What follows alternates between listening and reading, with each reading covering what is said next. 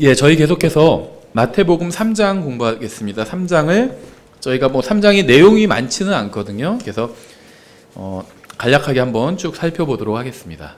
먼저 잠깐 기도하겠습니다. 하나님 아버지, 주님께서 주신 말씀으로 인해 감사드립니다. 저희들이 이 말씀을 바르게 이해할 수 있도록 도와주시기 원합니다. 이 시간을 통해서 오직 주님께서만 영광 받으시기 원합니다. 예수님의 이름으로 기도드렸습니다. 아멘. 예, 1절에 보시면 그 무렵에 침례자 요한이 와서 유대 광야에서 선포하여, 이 선포한다는 말이요, 그냥 이제 우리가 흔히 하는 말로 설교했다라는 말이라고 보시면 됩니다. 근데 이제 정확하게 성경적인 용어로는요, 설교라고 하면 이제 성경에서 보통 이제 프리칭이란 말을 우리가 설교라고 번역을 하죠. 프리처 하면 설교자 이렇게 번역을 하는데요. 프리처라는 말이 일반적인 영어에서는 목사를 의미합니다. 그래서 저는 침례교 목사예요. 이 말을 그냥 베프티스트 프리처 이렇게 얘기를 하거든요. I am a Baptist preacher. 그러면 저는 침례교 목사입니다. 이런 말이 돼요. 그런데 성경에서는요, 프리칭은 복음 선포라고 번역을 했습니다. 그게 맞아요. 성경에서 프리칭을 하는 장면을 보면 다 복음을 전하는 겁니다. 그럼 교회에서는 무엇을 하는 것이냐? 사실은 프리칭을 하는 것이 아니라 티칭을 하는 거예요. 성경을 가르치는 겁니다. 믿는 사람들한테는 복음을 전할 필요가 없죠. 복음을 설명해 줄 필요는 있죠. 아직 구원받은 지 얼마 안 돼서 복음을 완전히 다 이해하지 못하는 경우에 복음 설명해 줄 필요는 있겠지만 복음을 전할 필요는 없어요. 복음을 믿고 있는 사람에겐. 그럼 복음을 믿고 있는 사람에겐 무엇을 해야 되느냐? 성경을 가르쳐야 됩니다. 티칭을 해야 돼요. 프리칭은 복음을 전하는 것이고요. 그건 믿지 않는 사람들에게 하는 겁니다. 근데 우리가 그냥 일반적으로는 그냥 설교한다 하면은 그냥 교회에서 이렇게 주일에 말씀을 선포하는 걸 설교한다 이렇게 얘기를 하죠. 예, 그래서 침례자 요한이 유대 광야에서 선포했다고 하는데요, 말씀을 전한 겁니다. 요한이 침례자라고 불리고 있는데요, 개혁성경이 그냥 세례 요한 이렇게 되어 있죠. 그리고 이제 우리는 그냥 침례 요한, 침례인 요한 이렇게 얘기도 하는데, 이제 우리 성경에서는 지금 침례자 요한 이렇게 번역했는데요, 베티스트라고 되어 있기 때문에 존 더 베프티스트 이렇게 되어 있기 때문에 침례자 요한 이렇게 번역을 했는데요, 이 말이 지금 한국말로는 좀 익숙하지가 않죠. 침례자 요한? 그런가 보다 이렇게 하는데요, 이제 영어로는 이것이 약간 표현이 좀 오해의 소지가 굉장히 많이 있어요. 그래서 제가 이제 그 얘기를 좀 해드리려고 하는데요, 요한을 성경에서는요, 침례자 요한이다 이렇게 소개를 하고 있는데 영어로는 베프티스트, 존 더 베프티스트예요. 그런데 이 베프티스트란 말이 침례교 성도들도 베프티스트라고 하거든요.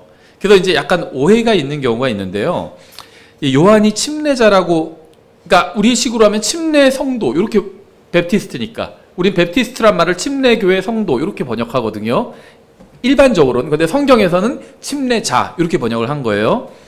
근데 요한이 침례자라고 불렸던 이유는요, 침례를 주었기 때문에 베프티스트라고, 베프티즘을 주는 사람이기 때문에 베프티스트라고 불렸던 거지, 침례교회와 관련이 있어서 그렇게 불린 것은 절대 아니라는 겁니다. 그러니까 요한은요, 우리도 영어로 하면 베프티스트고, 전 베프티스트 프리처예요. 침례교 목사. 우리도 영어로 하면 베프티스트고 요한도 베프티스트니까 같은 거라고 생각할 수는 있는데 전혀 관련이 없어요. 사실은 거의 전혀 관련이 없습니다. 요한은 교회와는 관련이 없어요. 침례교회와도 관련이 없고요. 요한은 구약의 인물이고요, 그냥 침례를 줬기 때문에 베프티스트라고 불리고 있는 거죠. 베프티스트 교회 처치, 베프티스트 처치, 침례교회와는 무관합니다. 요한은. 왜 이런 말씀을 드리냐면요, 어떤 사람들은, 아주 일부예요, 우리나라에서는 제가 모르겠어요. 이 침례교회, 우리나라 침례교회가 많지는 않지만 침례교회도 은근히 다양하거든요. 장로교회만큼은 아니지만 다양한데, 그 중에서는 이 침례교회의 시작을 침례자 요한부터 보는 분들도 아주 간혹 있어요. 근데 그거는 성경적으로 맞지 않습니다. 우리가 계속 공부하면서 그걸 해당되는 부분이 나오면 보겠지만은 이름만 같을 뿐이에요. 이름만 베프티스트라서 오해 소지가 있지만 침례교회, 교회와는 요한은 무관합니다. 예. 그래서 침례자 요한이 교회를 세웠다면 그 교회는 예수님의 교회와는 무관한 교회예요. 복음서에서 예수님께서는 교회를 세우실 것이라고 미래형으로 말씀하셨어요. 마태복음 16장에서 나오죠.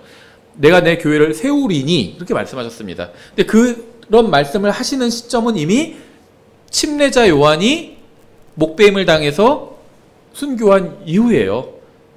그래서 이미 만약에 침례자 요한이 교회를 세웠다면 예수님께서 내가 교회를 세우겠다 이렇게 말씀하실 필요가 없죠. 이미 교회가 있으면. 근데 예수님께서 교회를 세울 것이다 이렇게 마태복음 16장에서 말씀하실 당시에는 교회가 존재하지 않았습니다. 아직.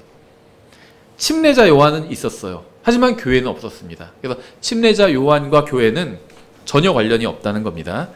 침례자 요한은 유대의 광야에서 말씀을 선포했어요.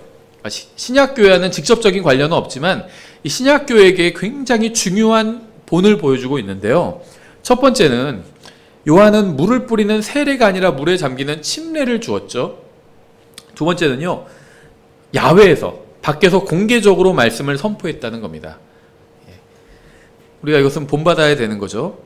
2절 이르되 너희는 회개하라 하늘의 왕국이 가까이 왔느니라 하였으니, 요한은 모든 사람이 다 하나님의 자녀니까 서로 사이좋게 지내라 이렇게 말하지 않았습니다.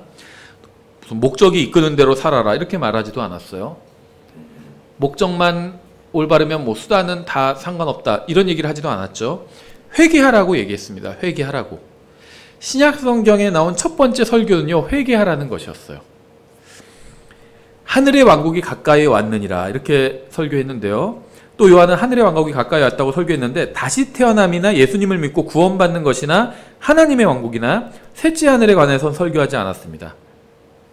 하늘의 왕국에 관해서 설교했어요. 우리가 하늘의 왕국과 하나님의 왕국이 어떻게 다른지 말씀을 드렸었죠. 예전 개혁 성경에서는 하늘의 왕국은 천국이라고 번역을 했고요. 그 다음에 하나님의 왕국은 하나님의 나라다 이렇게 번역을 했습니다. 근데 이제 우리는 직역을 한 거예요. 이게 Kingdom of Heaven은 하늘의 왕국이고 Kingdom of God은 하나님의 왕국인데, 킹덤이란 말은 서로 똑같죠. 그럼 남는 게 Heaven이란 말과 God, 하나님이란 말만 남는데, 하나님은 영이시잖아요. 그래서 하나님의 왕국은 영적인 왕국이에요. 믿는 사람들 안에 있는, 먹고 마시는 것이 아니라 믿는 사람들 안에 있는 영적인 왕국이 하나님의 왕국입니다.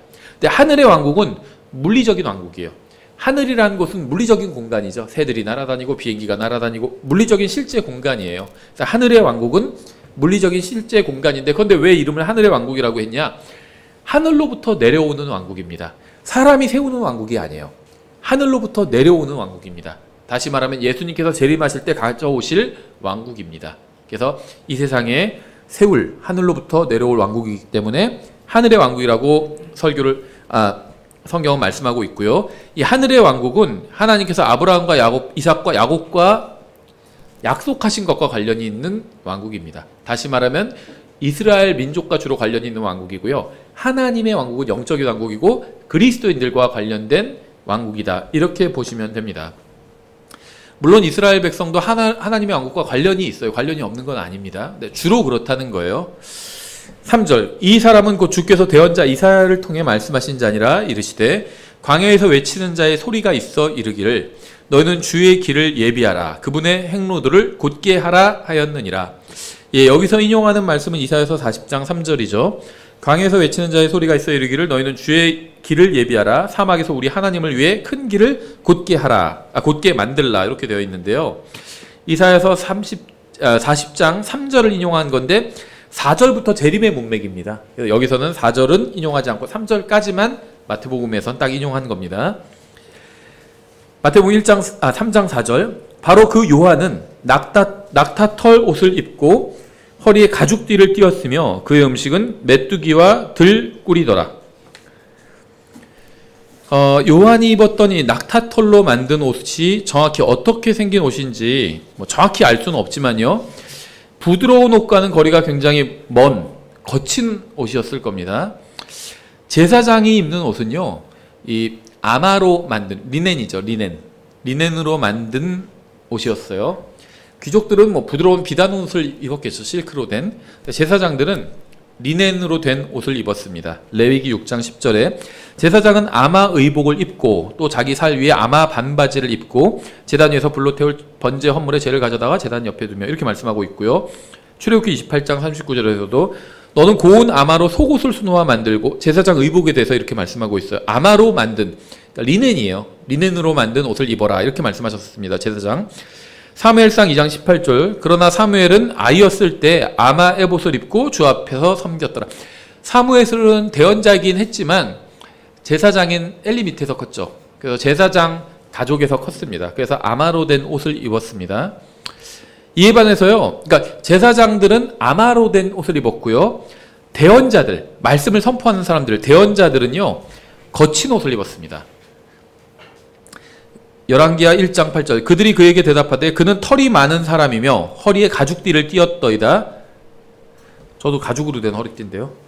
하매 그가 이르되 그는 디셉 사람 엘리야로다 하니라. 엘리야가 가죽으로 된 띠를 띠었다 하고요. 스가랴서 13장 4절, 또 그 날에는 대언자들이 대언하였을 때에 저마다 자기 환상을 부끄러워하며 그들이 속이려고 거친 옷도 입지 아니하고, 이렇게 얘기하고 있죠. 대언자들은 거친 옷을 입었어요.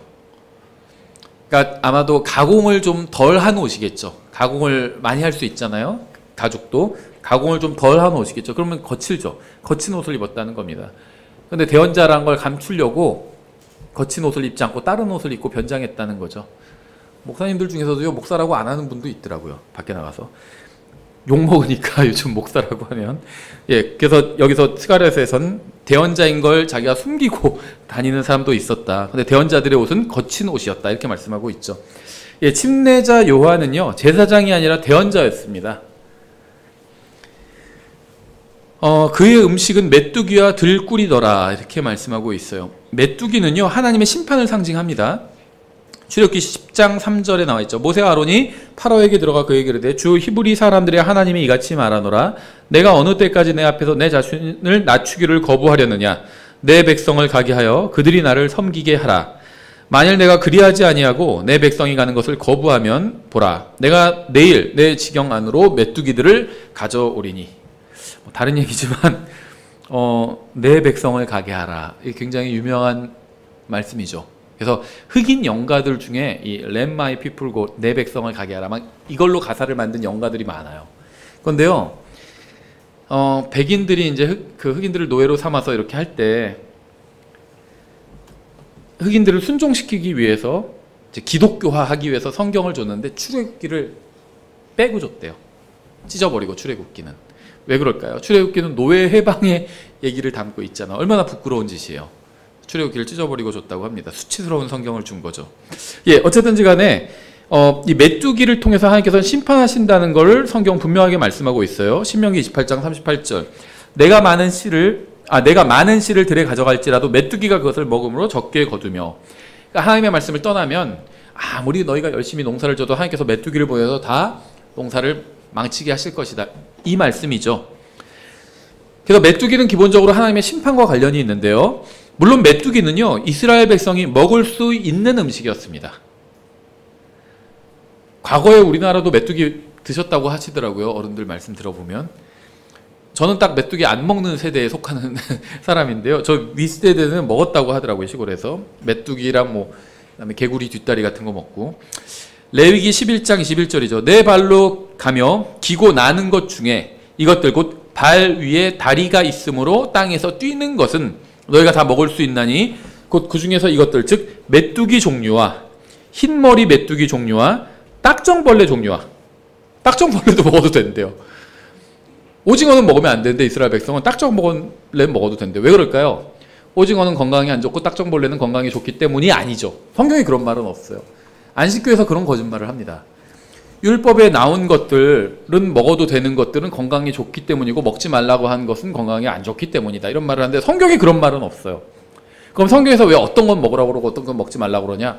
독특한 백성으로 삼기 위해서 그렇게 하신 겁니다.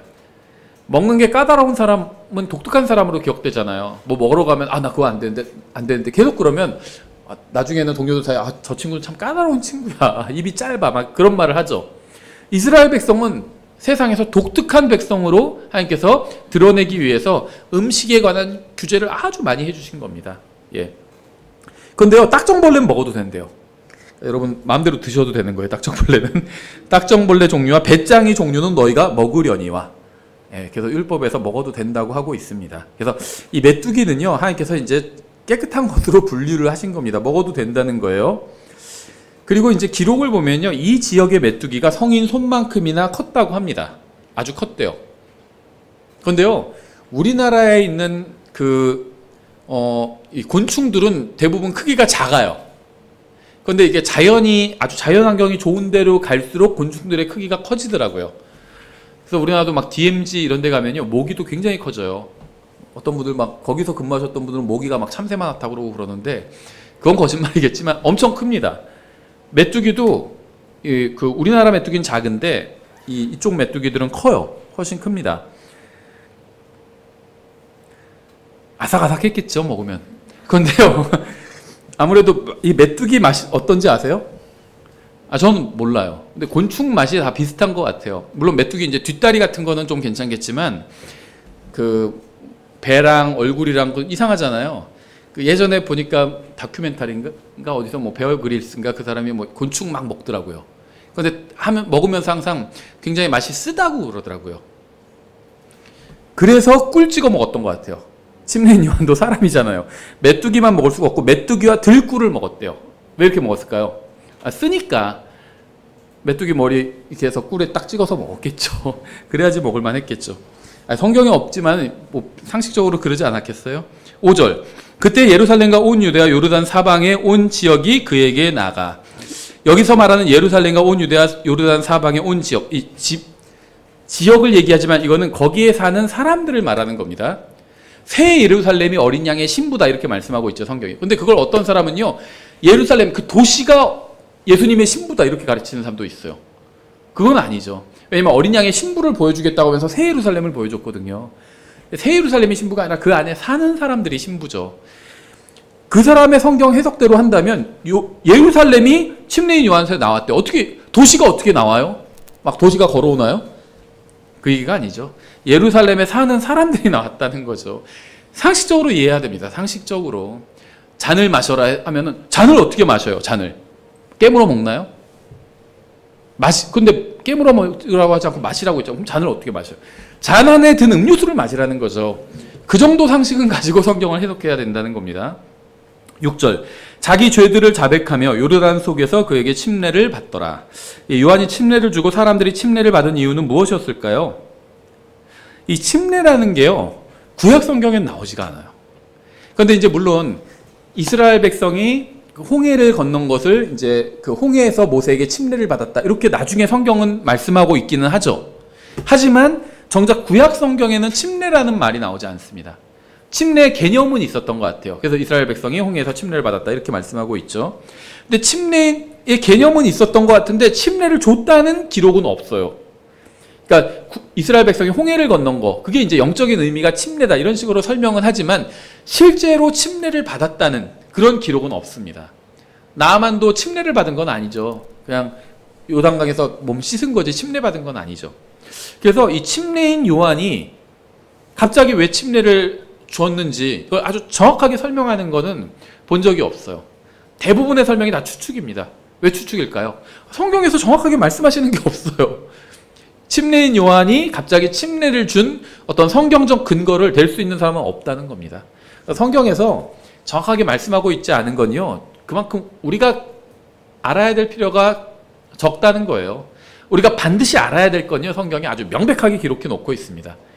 처음에 하나님께서 하늘과 땅을 창조하셨다는 거 우리가 알아야 되잖아요. 창조자가 누군지. 그래서 성경에서 그렇게 아주 명백하게 기록해 놓고 있죠. 언제, 어디서, 누가, 어떻게, 무엇을 창조했는지 정확하게 기록해 놓고 있죠. 그걸 알면 되는 거예요. 성경에서 말씀하지 않은 걸 막 팔려고 할 필요가 없다는 겁니다. 요한은요, 어디서 침례를 줘야 된다고 생각했을까요? 뭐 정확한 건 알 수 없어요. 그런데 제가 오전에도 말씀드린 것처럼 요한은 아주 독특한 설교자예요. 요한은 기적을 행하지도 않았습니다. 이 구약의 대언자들을 보면 두 가지로 나뉘죠. 기적을 막 행하는 대언자나 엘리야, 엘리사, 또 모세, 기적을 행하는 사람들이죠. 아니면은 글을 남기는 사람들, 예언의 글을 남기고 그걸 선포하는 사람이죠. 이사야, 예레미야, 에스겔 이런 사람들이 거기에 속하죠. 그래서 이 두 부류로 나뉘는데 요한은 어디에도 속하지 않아요. 이 침례인 요한이 예언한 게 거의 없어요. 별로 없습니다. 그렇죠. 회개하라, 하늘의 왕국이 가까이 왔느니라. 요게 다예요. 그리고 기적을 행한 거는 없어요. 물에 들어가서 그냥 침례 준 게 답니다. 행위를 한 것은. 갑자기 등장해서 설교했을 뿐이지만 이스라엘 민족은요, 그가 대언자들의 후계자고 하나님의 말씀을 선포하고 있다는 사실을 양심에 따라서 본능적으로 알았습니다. 거부하지 않았다는 거예요. 그래서 요한의 안에서 일하시던 성령님께서는 사람들의 마음에 찔림을 주셨기 때문에 그들은 그의 설교를 듣고 그가 하라는 대로 했습니다. 그래서요, 우리에게 하나님의 말씀을 전하라고 하셨잖아요. 그럼 하나님의 말씀을 전하면 되는 거예요. 그럼 성령님께서 그 듣는 사람 안에서 일해 주실 겁니다. 사람들이 요한을 거부하지 않았던 이유는요, 성령님께서 일하셨기 때문이에요. 요한이 하나님의 말씀을 선포하니까 성령님께서 그 말씀을 가지고 사람들 안에서 일해 주신 겁니다. 사람들이 요한의 설교를 듣고 그의 말대로 침례를 받았다는 것은 정말 놀라운 일이에요. 대부분의 대언자들은 이스라엘 민족에게 다 배척당했습니다. 모세도 처음에는 어떻게 했죠? 배척당했죠. 아주 막 기적을 많이 보여주고서야 나중에 간신히 받아들여졌는데, 그래도 나중에 또 기회를 봐서 막 반역이 일어나고 그랬잖아요. 그렇게 많은 기적을 보여줬는데도, 생각해서 홍해를 건넜어요. 모세가 지팡이 들어서 홍해가 쫙 갈라져서 건넜잖아요. 엄청난 기적을 체험했잖아요. 그런데도 광야에서 막 반역을 했죠. 또 모세를 원망하고. 대부분의 대언자들은 다 배척당했어요. 근데 가장 대표적인 사람이 누구죠? 예레미야죠. 예레미야는요, 막 그 땅 구덩이에 갇히기도 했잖아요. 하나님의 말씀을 전했다는 이유로 그렇게 갇혔어요. 그러니까 대부분의 대언자들은 극심한 배척을 받았습니다. 그리고 이 대언자들이 선포하는 말씀을 다 듣지 않았어요. 이 이스라엘 백성이. 청중이 선포하는 말씀에 순종한 예는 거의 하나밖에 없는 것 같아요. 대언자들의 말을 잘 따랐던 경우는 하나인데 바로 요나예요. 그런데 요나가 설교한 대상은 이스라엘 민족이 아니라 이방인이었죠. 니느웨 사람들이었습니다. 이스라엘 백성은요, 엘리야가 하늘에서 불이 떨어져 헌물을 태우게 하는 기적을 보여준 후에라야 이제 그의 말에 귀를 기울였습니다. 엘리야를 보고서도 말을 듣지 않았어요. 그래서 엘리야가 너희가 언제까지 주님이냐 바알이 거기서 왔다 갔다 할 거냐 책망했잖아요. 그리고 화끈하게 기적을 보여주니까 그 다음에는 주님이 하나님이시다 하면서 막 그때 이제 말을 좀 듣는 척을 했잖아요. 그렇죠.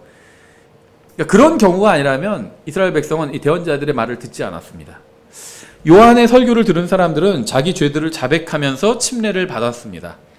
요한이 준 침례는 이 신약교회가 주는 침례와 또 물에 완전히 잠긴다는 형식은 같지만 의미는 완전히 달라요. 형식만 같을 뿐이에요.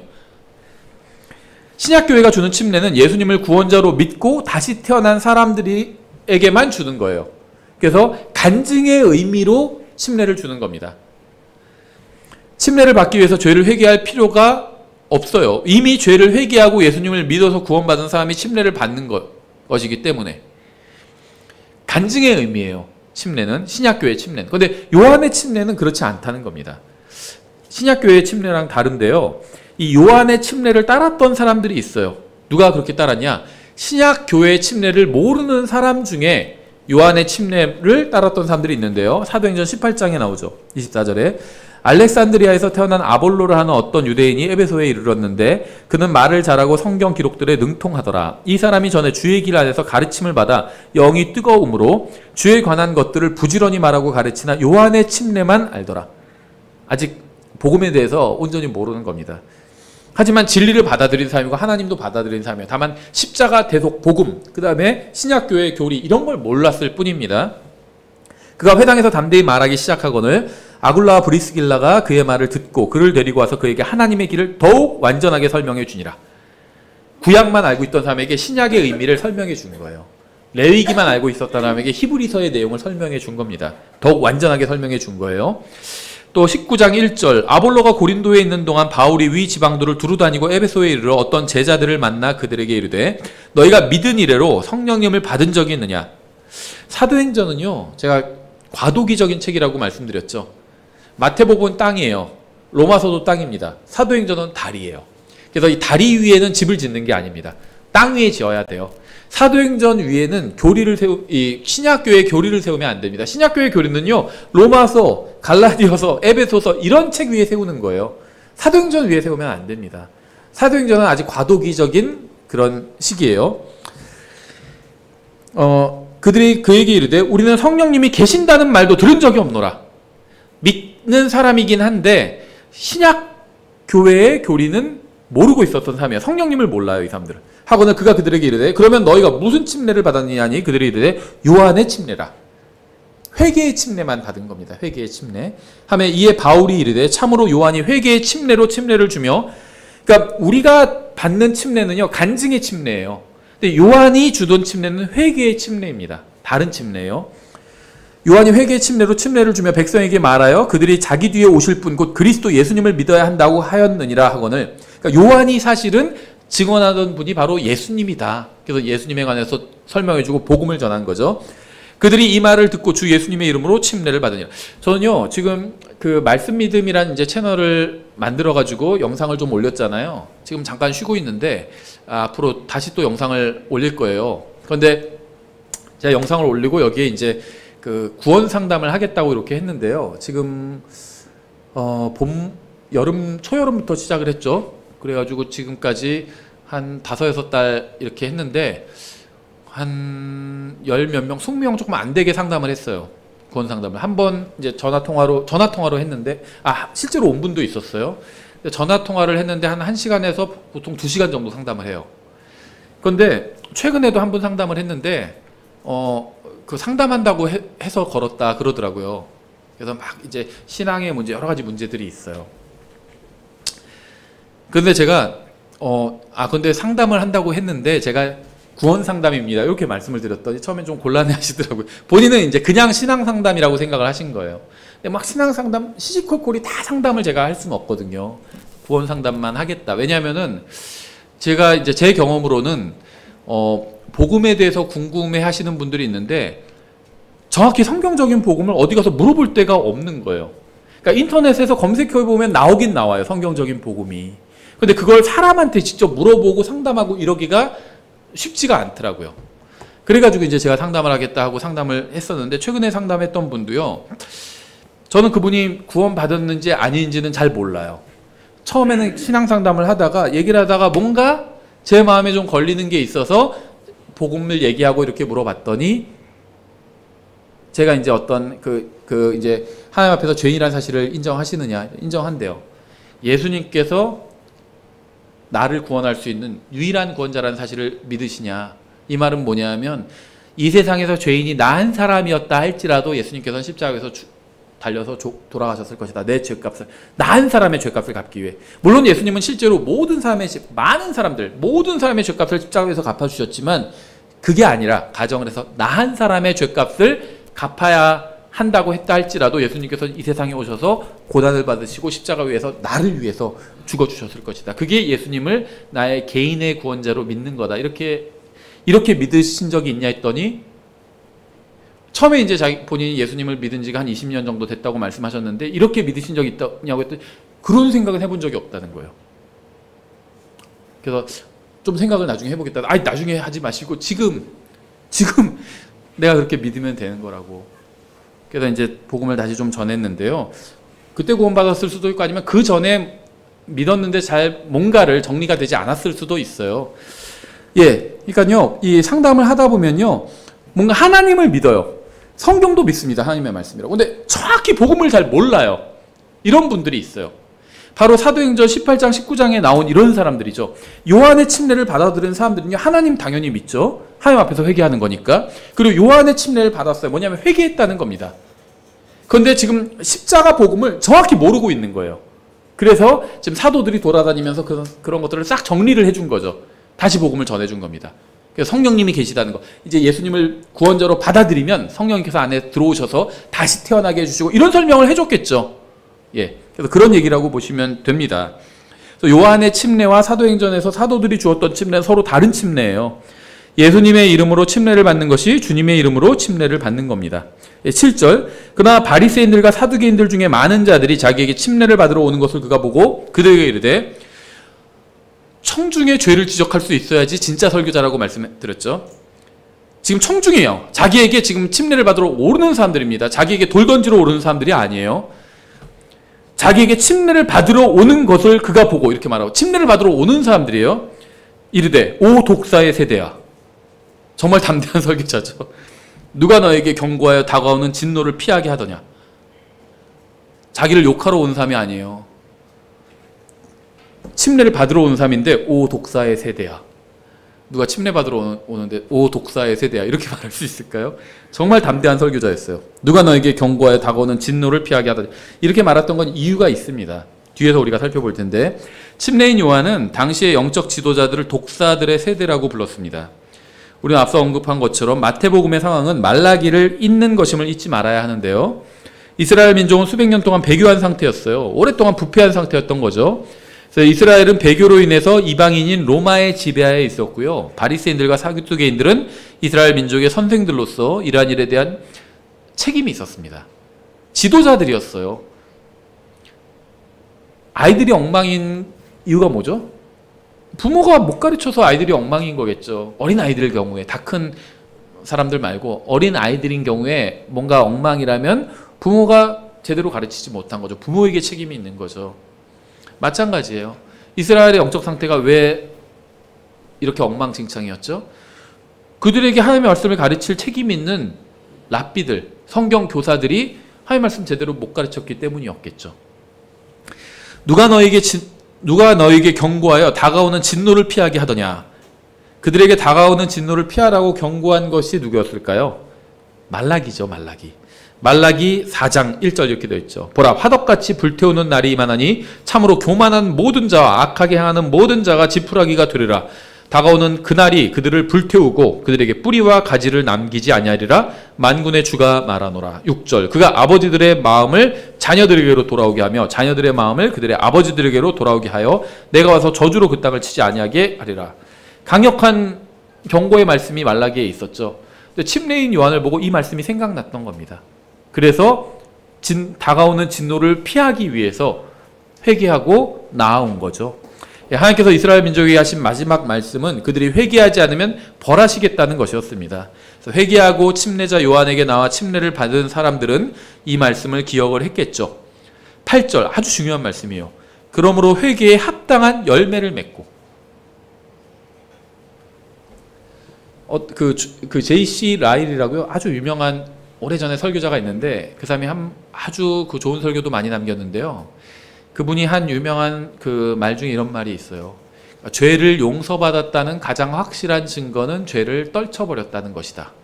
이런 말을 했어요. 무슨 말인지 아시겠나요? 죄를 용서받았다는 가장 확실한 증거는 죄를 떨쳐버렸다는 것이다. 자, 진정으로 용서받은 사람은 죄를 떠난다는 겁니다. 그렇죠. 회개에 합당한 열매라는 게 있대요. 성경에 의하면. 이걸 맺어야 된대요. 회개에 합당한 열매. 열매가 없어도 나무일 수 있죠. 사과나무에 사과 열매가 안 열리면 어떻게 될까요? 그럼 그건 사과나무가 아닌 걸까요? 열매가 열리지 않아도 사과나무예요.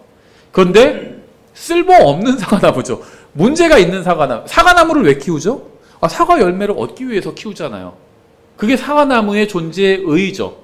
사과나무이긴 한데 사과 열매가 하나도 열리지 않는다면 의미가 없어요. 회개를 했다고 그러는데 회개했어도요 뭐 열매가 없을 수도 있겠죠. 그런데 그거는요 정상이 아니에요. 구원받았는데 구원받은 사람처럼 살지 않아요. 그래도 구원받은 사람이 있겠죠. 구원은 행위로 받는 것이 아니라 믿음으로 받으니까. 근데 그거는 정상이 아니라는 겁니다. 하나님의 자녀로 태어났는데 하나님의 자녀답게 살지 못해요. 그럴 수도 있어요. 그렇죠. 배우지 못했으니까 말씀을. 무엇이 하나님의 말씀답게 사는 건지 몰라요. 교회 갔더니 순전히 그냥 헌금 많이 하고 그 다음에 교회 와서 봉사 많이 하고 그러면 되는 겁니다. 이것만 배운 거예요. 그거 외에도 하나님의 자녀답게 해야 될 것들이 있어요. 하나님께서 거룩하신 것처럼 거룩해야 되고 구원과는 관련 없어요. 하나님을 기쁘시게 하기 위해서 내 것을 희생할 수도 있고요. 거짓말을 하지 않고요. 하나님의 말씀대로 살려고 해야죠. 그렇게 하지 않는다면 그래도 구원받은 것일 수는 있지만 무엇인가 대단히 잘못된 거죠. 하나님의 자녀로 태어났으면 하나님의 자녀답게 살아야죠. 회개를 했다면 회개에 합당한 열매를 맺어야죠. 이게 정상이라는 겁니다. 나는 하나님의 자녀로 태어났지만 예수님을 믿고 구원받았지만 구원받은 사람답게 내가 살지 못한다면 내가 비정상인 거예요. 그렇게 판단하시면 됩니다. 침례인 요한은요, 이제 자기에게 나오는 사람들에게 주님의 길을 예비하라고 설교했습니다. 근데 주님의 길을 예비하기 위해서 가장 먼저 해야 하는 일은 회개하는 거예요. 예수님의 재림을 기다리는 가장 바른 방법은요, 회개하는 겁니다. 그리고 말씀대로 사는 거예요. 진정으로 회개를 했다면요, 회개에 합당한 열매가 열리게 된다는 게 성경에서 하시는 말씀이죠.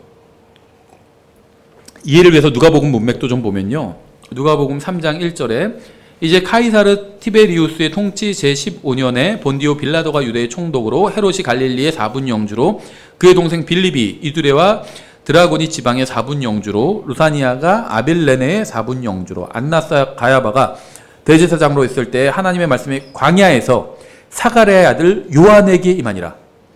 참 놀랍지 않나요? 먼저 누구 얘기를 하죠? 왕들 얘기를 하죠. 총독들, 왕들, 우리식으로 하면 대통령, 총리, 대법원장 막 이런 사람이 있었던 시대다 하면서 그 사람이 누구였고 막 이렇게 얘기를 합니다. 뭐 윤석열 대통령 시대, 누구의 총리 시대, 이런 식으로 얘기를 하는 거예요. 그리고 안나스와 가야바가 대제사장으로 있었대요. 그러니까 막 엄청나게 뭐 큰 교회, 뭐 교황이 누구였고, 무슨 큰 교회, 제일 큰 교회 목사님이 누구였고. 그런데요, 안나스와 가야바가 대제사장으로 있었지만 하나님의 말씀이 그들에게 임하지 않았어요. 누구에게 임했나요? 임했죠? 요한에게 임했습니다. 예루살렘에 있는 성전에 임하지도 않았고요, 광야에 있는 사람에게 임했어요. 가장 큰 교회에 있는 목사에게 임하지 않았고요, 어디 가서 그냥 조그만 교회도 제대로, 장소도 제대로 없어가지고 그런 데서 말씀을 전하는 목사한테 임한 거나 마찬가지예요. 광야, 이 사람은요, 우린 침례 요한보다 나아요. 우리 교회 장소라도 있잖아요. 침례 요한은 그런 것도 없어요. 장소 빌릴 돈도 없어요. 광야에서 모인 거예요. 광야에서, 밖에서, 그냥 야외에서. 근데 거기에 임한 겁니다, 하나님의 말씀이. 왜 그럴까요? 예루살렘 성전이 더럽혀졌기 때문이에요. 성전이 뭐 장소가 크고 좋아서 임하지 않은 게 아닙니다. 어떤 분들은요, 무조건 가정교회가 옳고 무슨 뭐 밖에 크게 교회 건물 지면 다 잘못됐고 이렇게 생각하는 분들이 절대 그렇지 않아요. 크고 좋은 건물에서 거룩하게 살 수도 있습니다. 예루살렘 성전이 문제가 아니에요. 성전 자체가 문제가 아니라 성전이 더럽혀진 겁니다. 예수님께서 오셔서 뭐라고 하셨죠? 강도들의 소굴로 만들었다고 책망하셨잖아요. 그게 문제예요, 그게. 3절, 그가 요르단 부근의 온 지역으로 가서 죄들의 사면을 얻게 하는 회개의 침례를 선포하였는데 이것은 곧 대언자 이사야의 말씀들의 책에 기록된 바와 같으니라. 이르시되 강에서 외치는 자의 소리가 있어 이르기를 너희는 주의 길을 예비하라. 그분의 행로들을 곧게 하라. 모든 골짜기가 메어지며 모든 산과 작은 산이 낮아지고. 이건 재림의 문맥이죠. 쭉 6절까지 이렇게 되어 있습니다. 이 문맥은요, 혼의 구원이 아니에요. 제가 이 끝을 읽어야 되겠네. 작은 산이 낮아지고 구부러운 곳이 곧게 되며 험한 길들이 평탄하게 될 것이요 모든 육체가 하나님의 구원을 보리라 하였느니라. 이렇게 되어 있어요. 혼의 구원이 문맥이 아니래요. 그래서 모든 육체가 하나님의 구원을 본다고 말씀하고 있는 겁니다. 그러니까 무슨 말이냐면, 침례자 요한의 문맥은 혼의 구원, 신약교회 이런 문맥이 아니라는 겁니다. 하늘 왕국이 문맥이라는 거예요.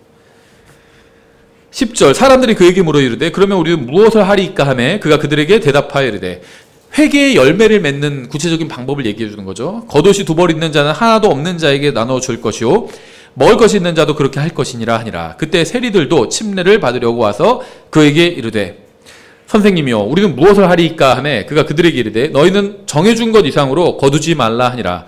군사들도 마찬가지로 그에게 물어 이르되 우리는 무엇을 하리이까 하매 그가 그들에게 이르되 아무도 폭행하지 말고. 군인들은 막 사람들 패고 이래도 아무도 건드릴 수 없었죠, 이 당시에. 아무도 거짓으로 고소하지 말며. 그 다음에 이제 현대 직장인들이 가장 싫어하는 말이에요. 너희가 받는 급료로 만족하라 하니라. 여기 아멘할 수 있을까요? 아멘할 수 있어야 돼요. 하나님께서 나에게 필요한 만큼 주신 겁니다. 아멘할 수 있어야 됩니다. 특히 저는 목회자들이 여기 아멘할 수 있어야 된다고 생각해요. 저도 목사지만요, 되게 창피할 때가 많아요. 전에 이제 생명의 말씀사에 갔는데 대형 기독교 서점이죠. 거기서 목사님이 그 점원이랑 막 말싸움을 하고 있는 거예요. 가만히 들어보니까는 자기가 목사인데 왜 이렇게 할인을 더 안 해주냐는 거예요. 15%인가 뭐 특별 할인을 더 해달라는 겁니다. 점원이 무슨 힘이 있어요. 점원이 사장도 아니고. 공짜로를 너무 저도 그렇지만요, 의뢰 나는 공짜다 이렇게 생각하시는 경향이 많은 것 같아요, 목사님들이. 대단히 잘못된 생각이죠. 목사가 하나님 말씀 선포하는 사람이지 어디 가서 공짜로 항상 얻어먹는 사람은 아니잖아요. 저도 얻어먹을 때가 많은데 그래도 저도 봐서 저도 별로 가진 게 없지만 저보다 더 없는 목사님들은 제가 사거든요. 이 사람 딱 봐서 나보다 돈이 더 없을 것 같다 하면 제가 사요, 그냥. 받은 걸로 만족해야 됩니다. 받은 급료로. 이거 참 순종하기 어려운 말씀인 것 같아요. 받은 급료로 만족하라 하니라. 그게 회개에 합당한 열매라는 겁니다. 내가 지금 처한 상황이 하나님께서 나에게 허락해 준 상황이에요. 여기에 만족할 수 있어야 됩니다. 근데 이게 안 되죠. 회개에 합당한 열매가 무엇인지는 명백합니다. 침례자 요한의 설교를 듣고 받아들인 사람들의 반응은 확실했어요. 그들은 자기 죄들을 자백했고요. 침례를 받았고요. 바르게 사는 것에 관한 요한의 가르침을 받아들였습니다. 물어봤어요. 어떻게 해야 되냐고. 이게 나와야 돼요. 어떻게 해야 되냐고. 근데 자꾸 예수님을 믿는 사람은요, 자기가 하나님을 믿는다, 말씀을 믿는다 하는 사람은 이 반응이 나와야 돼요. 어떻게 해야 되냐고. 내가 이 사악한 세상에서 어떻게 살아야 되냐고. 근데 그게 아니라 자꾸 뭐 달라는 것만, 그런 것만 기도하죠. 제가 어떻게 살아야 됩니까? 이걸 물어봐야 돼요, 하나님께. 이들은 예수님을 믿고 구원받아 다시 태어난 사람들이 아니라 대언자의 말씀을 받아들인 사람들이었죠. 그런데도 회개에 대해서는 확실하게 회개를 했습니다. 마태복음은 유대인의 왕으로 오신 예수님에 관해서 증언하죠. 유대인들은 예수님을 받아들이고 하늘의 왕국에 참여했습니다. 요한은 하늘의 왕국이 가까이 왔다고 선포했습니다. 이런 것들은요, 신약교회와는 무관한 거예요. 그래서 침례인 요한의 문맥은요, 신약교회와는 관련이 없는 문맥이다, 이렇게 보시면 됩니다. 교리적으로 관련이 없다는 거예요.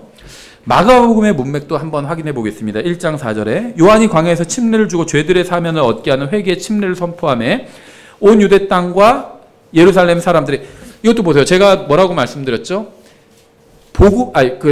하나님의 구원 방법의 가장 기본적인 형태가 회개하고 용서를 구하면 구원받는 거라고 그랬죠. 용서받는 거라고 그랬죠. 그 근거가 이게 죄들의 사면을 얻게 하는 회개의 침례를 선포하며, 예수님께서 십자가에 달려 죽으시기 전에는요, 이게 구원받는 방법입니다. 회개해요. 근데 누가 앞에서 회개하죠? 하나님 앞에서 회개하죠. 하나님의 존재를 인정해야 되죠. 창조주 하나님의. 그 다음에는 그분 앞에서 내가 죄인이라는 사실을 인정하는 겁니다. 이게 회개예요. 그 용서를 구하는 겁니다. 그럼 용서해 주시는 거예요. 근데 신약에 와서는 어떻게 하죠? 예수님의 십자가가 더해져야 돼. 그게 아까 사도행전 18장 19장의 상황이었죠. 그걸 몰랐어요. 그러니까 그걸 모르니까 사도들이 알려줬잖아요. 그래서 신약으로 넘어가는 과도기적인 책이다, 사도행전이. 이렇게 말씀드린 겁니다. 온 유대 땅과 예루살렘 사람들이 그에게 나가 자기 죄들을 자백하며, 성경은요, 상호 보완적이에요. 아까는 마태복음은 뭐라고 했죠? 온 예루살렘이 침례인 요한 앞에 나왔다, 이렇게 말씀하고 있죠. 예루살렘이, 도시가. 근데 여기서는 예루살렘 사람들이 그에게 나왔다, 이렇게 말씀하고 있죠. 복음서가 여러 권인 이유가 있어요. 서로 비교해 보면요, 정확한 사실을 알 수 있습니다. 요르단 강 속에서 그에게 침례를 받더라. 강 속에서 받은 겁니다. 요한은 낙타털 옷을 입고 허리에 가죽띠를 띠고 메뚜기와 들꿀을 먹더라. 그가 선포하여 이르되, 나보다 더 능력 있는 분께서 내 뒤에 오시는데 나는 몸을 굽혀 그분의 신발끈을 풀 자격도 없노라. 참으로 나는 너에게 물로 침례를 주었거니와 그분께서 너에게 성령님으로 침례를 주시리라 하니라. 요한의 침례는 신약 성경에서 말씀하시는 다시 태어남과는 관련이 없어요. 그래서 요한의 침례 받았던 사람인데 성령님에 대해서는 뭐 알지도 못한다, 이렇게 얘기를 했죠. 사도행전 19장에서. 그의 침례가 먼저 있고 나서 예수님을 믿고 그리스도의 몸 안으로 들어가는 성령님의 침례가 그 다음에 있게 됩니다. 따라서 요한의 침례는 신약교회의 침례와는 달라요. 요한은 히브리인들에게 설교했고 그들에게 침례를 주었고 메시아의 왕국에 관해서 선포했습니다. 신약교회와는 전혀 관련이 없는 내용들이에요. 침례자 요한은 신약의 첫 인물이 아니라 구약의 마지막 인물이에요. 구약에 속한 인물이고요. 침례인 요한이 나오는 마태복음은요, 아직 구약입니다, 교리적으로. 그는 신약이 아니라 구약에 속한 구약 성도예요. 누가복음 16장 16절 이렇게 되어 있어요. 율법과 대언자들은 요한까지요. 요한이 마지막 구약 인물입니다. 그때 이후로 하나님의 왕국이 선포되어 사람마다 그리로 밀고 들어가느니라. 요한 다음부터가 이제 신약이에요. 요한까지는 구약이에요. 다시 마태복음으로 돌아서 3장 8절. 그러므로 회개에 합당한 열매를 맺고 너희 속으로 우리에게는 아브라함이 우리 아버지로 있다 하고 말할 생각을 하지 말라. 내가 너에게 이르노니 하나님께서 능히 이 돌들로도 아브라함에게 자손들을 일으키실 수 있느니라. 당시 이스라엘 사람들은요, 자신들이 아브라함의 혈통에 따른 자손이기 때문에 아브라함에게 약속된 모든 복을 자동으로 누릴 수 있을 것이라고 생각했습니다. 구원 외에는요, 자동으로 받을 수 있는 것이 없어요. 예수님을 믿으면 영원한 생명은 자동으로 받습니다. 근데 그 이외에 영적인 성장을 하는 것, 이런 건 자동으로 일어나지 않아요. 하나님의 말씀을 믿어야, 붙들어야 영적으로 성장할 수 있는 겁니다. 요한에 의하면요, 단순히 누군가의 자식으로 태어났다는 것은 아무 의미가 없어요. 요한복음 8장 33절, 그들이 그분께 응답하되 우리는 아브라함의 씨로서 결코 누구에게도 속박된 적이 없거늘 어찌 내가 이르기를 너희가 자유롭게 되리라 하느냐 하매. 이스라엘 민족은요, 사사기 이후로 사실 빈번하게 노예로 속박되어 있었어요. 갈대아와 바벨론에서 노예였고, 이 말을 할 당시에는 로마의 노예였죠. 근데 자기들이 노예로 있어 본 적이 없다고 거짓말을 하고 있는 거죠. 하나님께서 능히 이 돌들로도 아브라함에게 자손들을 일으키실 수 있느니라 라고 침례인 요한이 말했는데요, 여기서 말하는 돌들이 무엇을 의미하는지 사실 성경적으로 보면 명백합니다. 그냥 주위에 있던, 강가에 있던 돌멩이를 얘기한 건 아니에요. 누가복음 3장 3절에 의하면요, 침례인 요한은요, 이 요단 근처에서 침례를 줬어요. 그가 요르단 부근의 온 지역으로 가서 죄들의 사면을 얻게 하는 회개의 침례를 선포하였는데, 이렇게 말씀하고 있죠. 그런데요, 이 요르단 근처에는요, 여호수아기를 보면 여호수아가 돌들을 12개를 세운 장면이 나와요. 요르단 근처에서 12개의 돌을 세웠고, 저희가 길어서 다 인용하지는 않겠지만 여호수아서 4장 1절부터 9절에 나와 있어요. 돌들을 왜 세웠을까요? 이 돌들로 증거를 삼겠다고 그랬잖아요. 그렇죠. 그래서 경계석을 우리가 옛날에 세워놓잖아요. 그래서 무슨 뭐 광개토 대왕이 여기까지 뭐 정복했다 뭐 이런 거, 그런 유물들이 있잖아요. 그것처럼 돌들을 세워놓은 겁니다. 그래서 이 돌들의 의미가 무엇이냐고 물으면 이것은 우리가 하나님 앞에서 약속을 한 거다, 이런 의미라고 설명을 해줘라, 이런 내용이 여호수아 4장에 나와요. 그래서 요단 근처에는요, 돌들이 12개가 있었어요. 12지파의 12돌. 제가 전한 얘기가 아니라 여호수아서 4장에 나오는 얘기예요. 그래서 침례인 요한은 요단 근처에서 침례를 줬죠.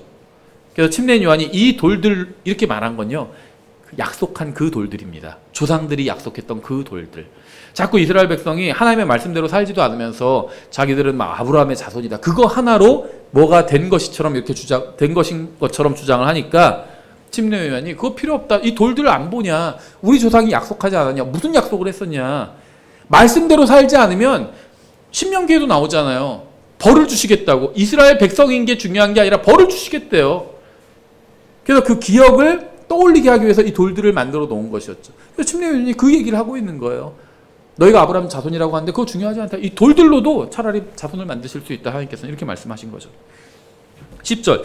이제 또한 도끼가 나무들의 뿌리에 놓였으니 그러므로 좋은 열매를 맺지 아니하는 나무마다 찢겨 불 속에 던져지리라. 나무들의 뿌리는 이스라엘의 영적 지도자였던 바리새인들과 사두개인들을 의미하는 것이죠. 제가 마태복음이 말라기의 상황과 같다고 말씀드렸죠. 말라기에 이어지는 책이에요. 이게 시리즈 드라마라고 생각하시면 돼요. 일종의. 말라기는 39회입니다.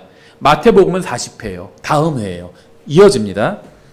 말라기 4장 1절 이렇게 되어 있어요. 보라, 화덕같이 불태우는 날이 임하나니 참으로 교만한 모든 자와 악하게 행하는 모든 자가 지푸라기가 되리라.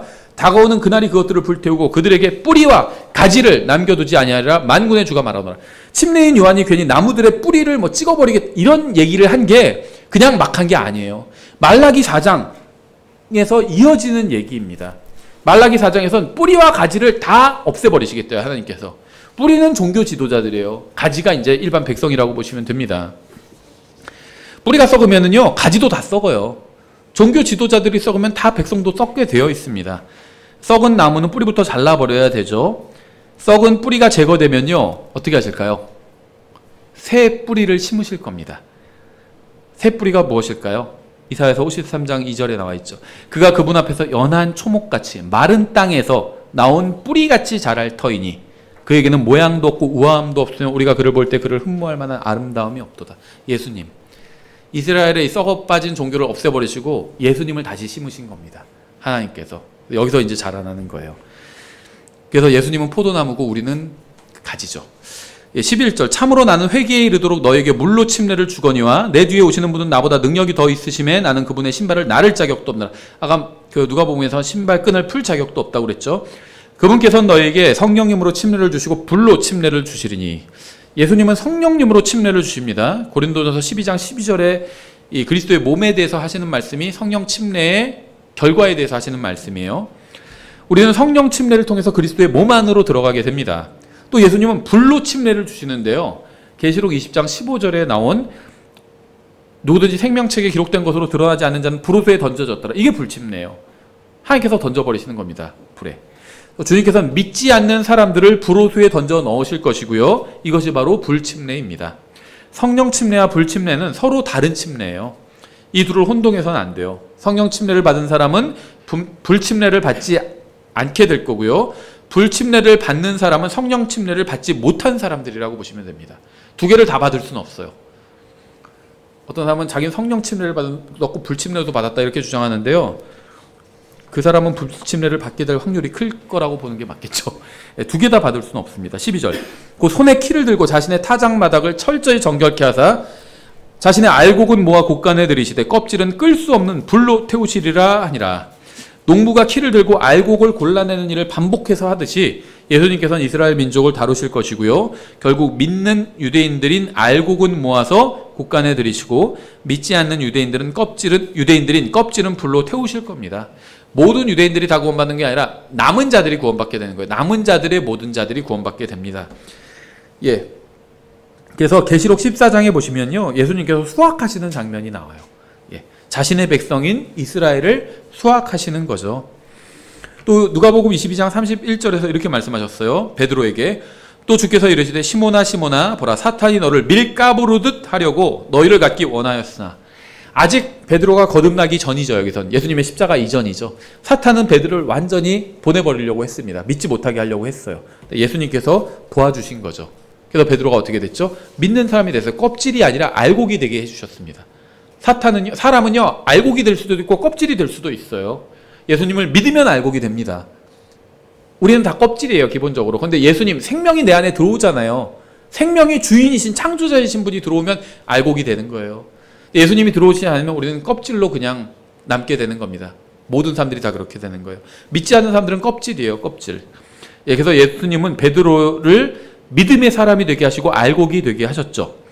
13절 그때 예수님께서 갈릴리로부터 요르단으로 요한에게 오사 그에게 침례를 받으려 하시거늘 요한이 그분을 말리며 이르되 내가 주께 침례를 받아야 할 터인데 주께서 내게로 오시나이까 하매 예수님께서 대답하여 그에게 이르시되 지금은 이렇게 되도록 허락하라. 이렇게 하여 모든 의를 성취하는 것이 우리에게 합당하니라 하시니 이에 그가 그분을 허락하더라.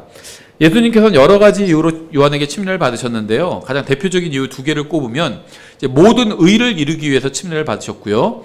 또 하나님의 어린 양이심을 드러내기 위해서 침례를 받았습니다. 요한복음 1장 31절에 나오죠. 요한이 하는 말이에요. 내가 침례인 요한 내가 그분을 알지 못하였으나 그분이 이스라엘에게 드러나야 하므로 내가 와서 물로 침례를 주노라 하니라. 요한의 침례가 회개의 침례라고 말씀드렸죠. 근데 예수님은 회개할 게 없잖아요. 죄인이 아니니까. 왜 침례를 받으셨냐? 예수님을 드러내기 위해서. 요한복음 1장 31절에 나오죠. 그래서 예수님이 바로 그 하나님의 어린 양이란 걸 알리기 위해서 이제 침례를 주었다고 성경은 분명히 밝히고 있어요. 마태복음 3장으로 돌아서 16절. 예수님께서 침례를 받으시고 곧바로 물속에서 올라오실 때 보라 하늘들이 그분께 열렸으며 또 하나님의 영께서 비둘기같이 내려와 자기 위에 내려앉는 것을 그분께서 보시더라. 보라 하늘로부터 한 음성이 있어 이르시되 이 사람은 내 사랑하는 아들이라 내가 그를 매우 기뻐하노라 하시니라. 예수님께서는 세례가 아닌 침례를 받으셨습니다. 세례를 받기 위해서라면 물속에 들어가실 필요가 없었죠. 예수님께서는요 물로 침례를 받으신 후에 성령님께서 임하신 순서는 물로 침례를 받으셨고요. 그 후에 이제 성령님께서 임하셨죠. 이 순서가 중요한데요. 왜 그러냐면 그 출애굽기 29장에 보면 이제 아론이 자기 아들들을 제사장으로 삼아서 주님의 사역을 하게 할 때 먼저 회중의 성막문으로 데려다가 물로 씻깁니다. 그리고 나서 기름을 부어요. 물이 먼저고 그 다음에 기름을 붓는 겁니다. 그래서 예수님도 침례인 요한에게 침례를 받으시고 그 다음에 성령님을 받으신 거죠. 예, 순서가 그래서 그렇게 된 겁니다. 근데 예수님께서 침례 받으시는 장면을 보면요. 예수님이 침례를 받으셨죠.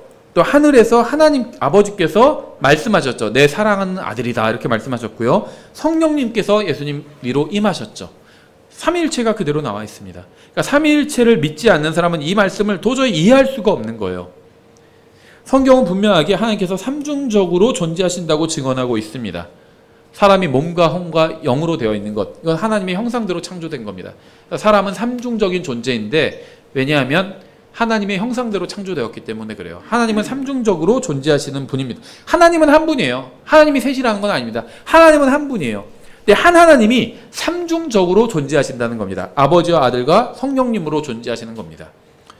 히브리서 1장 5절 이렇게 되어 있어요. 그분께서 어느 때 천사들 중에 누구에게 너는 내 아들이라 이날 내가 너를 낳았도다 하셨느냐, 또다시 나는 그에게 아버지가 되고 그는 내게 아들이 되리라 하셨느냐. 이거는 영원 전이 아니에요. 이 시점은. 이 말씀을 하실 때는 2000년 전입니다.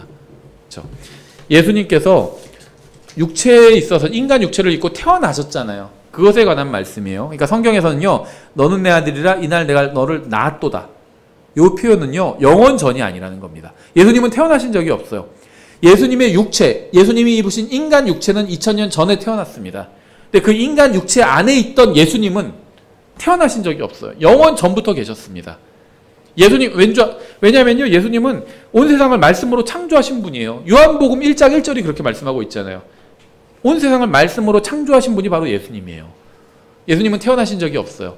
예수님의 인간 육체가 마리아의 태에서 태어나신 적이 있는 것 뿐이죠. 예, 그래서 성경은 분명하게 하나님께서 삼중적으로 존재하신다고 말씀하고 있어요. 요한일서 5장 7절. 하늘에 증언하시는 세 분이 계시니 곧 아버지와 말씀과 성령님이시라. 또 이 세 분은 하나이시니라. 하나님은 한 분이에요. 한 하나님 안에 세 분이 계신 겁니다. 그게 성경이 표현하고 있는 삼위일체에 관한 정확한 설명이죠. 예, 저희 이렇게 해서 마태복음 3장 간략하게 살펴봤습니다. 기도하고 찬양하고 마치겠습니다. 기도하겠습니다. 하나님 아버지, 저희들에게 이 소중한 말씀을 주셔서 감사합니다. 저희가 정말 주님의 은혜로 구원받았음에 감사드립니다. 저희가 구원받은 것으로 만족하지 않고 구원받은 사람답게 정말 하나님의 자녀답게 살 수 있도록 도와주시기 원합니다. 예수님의 이름으로 기도드렸습니다. 아멘.